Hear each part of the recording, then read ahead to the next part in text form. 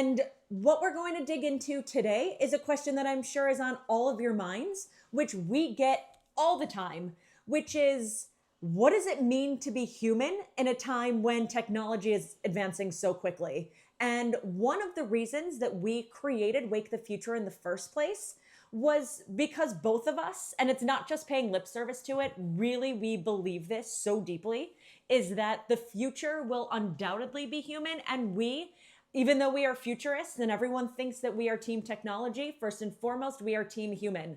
Like cheerleaders. Yeah, we really are. We are team human. And that is a theme that's going to come up over and over again. It's going to be part of the connective tissue of a lot of the content that we put out there in the near future. And I think it's really important, and it can't be understated, because here's the deal.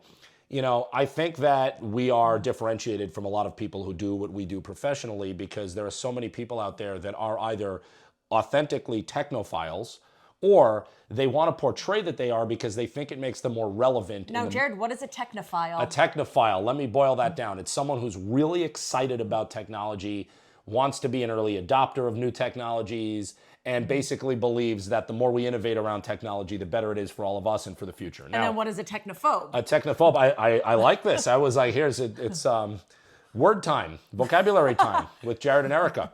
A technophobe, and again, I'm paraphrasing what it probably says in like the Oxford Dictionary, is somebody who is generally wary of or afraid of technology, is typically a late adopter, or believes that the more technology that is involved in our lives, the worse it is for us collectively. Now, again. And you would say, right, like we're somewhere in the middle there. If like our whole goal is bringing a dose of common sense to these crazy uncommon times, then I think the realistic perspective, being team human, is kind of in that middle space. Yeah, I mean, I think like everything is kind of a spectrum. And I think a spectrum for normal people is kind of all over that. I think that the average person probably comes out somewhere in the middle. Mm-hmm. In our field, people, I think, generally skew far more towards the technophile side, which makes us a little bit unique. I think each one of us is a little bit of a unicorn in that one way. And when we come together as colleagues and husband and wife, it leads us to where we are now, which is that we are somewhat counter to a lot of the movement we see out there. One of the frustrating things for me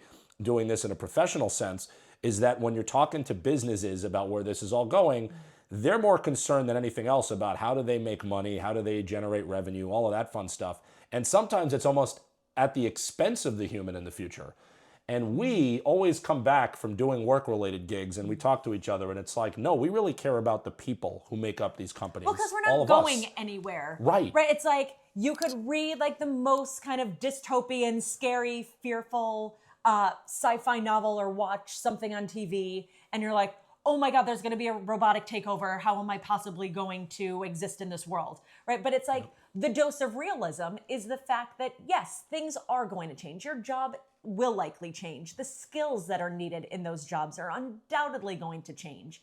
But it doesn't mean that we're just going to be pushed aside and then AI is going to come in and do everything that we have always done for hundreds, if not thousands of years. It's all part of a bigger evolution.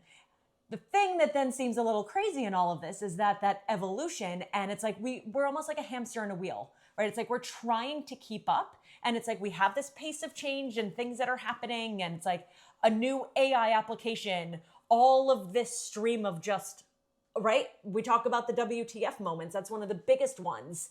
All of this AI WTF. And then we're like, how do we even compete? And we're going to really be digging into a lot of this, not just for all of you, but how the next generation is going to have to co-evolve alongside a lot of this. But again, what that requires is tapping even deeper into the intrinsic qualities, right? All of the things that have always made us, us.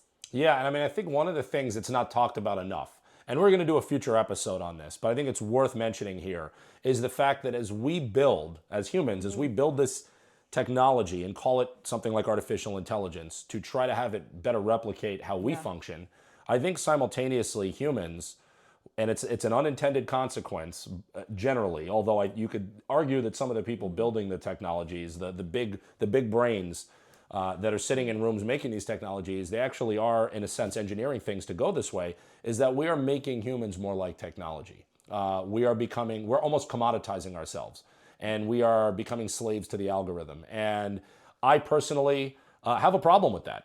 It offends me, and I am very much Team Human. And I want our conversations to talk about how we can stay relevant and vital in this future. And of course, you're going to hear people out there, some of the most prominent people out there, they're going to provide narratives that they think are what people want to hear in order to kind of quell people's concern. I heard as recently as last week that, what this is all going to lead to is that people aren't necessarily going to need to work anymore. And of course, that's presented in a very utopian way. I personally think that sounds great if we can make it happen. Unfortunately, in order to get there, the entire economy and the way the economy works would have to radically change. And I don't see that happening in the next 10 or 20 years. So we have to have very real conversations about how we remain relevant and we remain vital. We are Team Human. We say that in unison. But I think you hit on something really interesting, which is the fact that the industrialized age, right? Like through the better part of the last handful of decades and even the last handful of centuries, right? This is not a history lesson. It is the fact that jobs were created and we were rewarded economically, right? We got our paychecks based on us becoming more machine-like. But now almost this like inflection point, right? That we are feeling is the fact that the machines are out-machining us at all of the things that we were traditionally trained to do. And that feels very threatening, right? A lot of this is just kind of reprogramming ourselves psychologically to then keep pace with not just where AI is going, where the human trajectory, right? How we are going to really future-proof ourselves in the years to come. So a lot of it just boils down to tapping into, I already said it, what makes us us. And part of that, right? That's Team Human. Yeah, it's Team Human. And here's the thing. I don't want this to come off sounding like an ad or a pitch, but Erica wrote a book in the not too distant past. And it's a great book. It's not a light read by any stretch of the imagination. No, I always say it's not a beach read, no, per se. It's not a beach read. It might take a few installments to get through. But here's the thing. It's an amazing book. And that was a great pitch. And no, I'm going to say this honestly. It's called the New Human Frontier. AI and the New Human Frontier, The Future of Time, Trust, and Truth. It's a long title. It's an amazing book. And I'll tell you the number one reason why I was so supportive of Erica writing it and why I'm going to be an evangelist for it in the future. It's because unlike a lot of other AI books, which have an expiration date because the technology is evolving every 6 months. So experts out there, they say they're experts, but really are they? And the content has an expiration date. Erica's book talks about this. It talks about how we as humans can evolve alongside all of this change to optimize ourselves. Really cool concept. It's not discussed enough. It is so important. And so again, there's a pitch for your book. Pitch for your book. Subtle, not so subtle pitch for your book. It's available on Amazon. There you go. But it is a conversation we need to have. So at the end of the day, we're going to leave you with this. When you hear from us going forward, you're going to hear a lot from us about a lot of different things. Understand that it's going to be important for you, not just to understand our professional credentials. You know, in the olden days, people had CVs and resumes.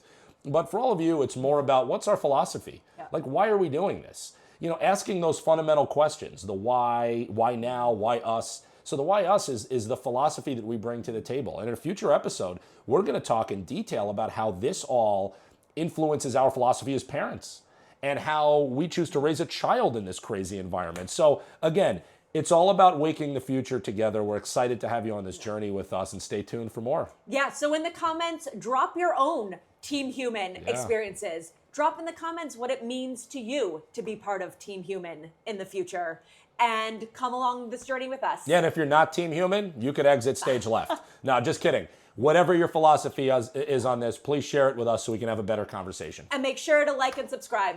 All right, take care. If you enjoyed today's conversation, like, follow, and subscribe to stay ahead of what's next. I'm Erica Orange. And I'm Jared Weiner. Thanks for waking the future with us. We'll see you next time.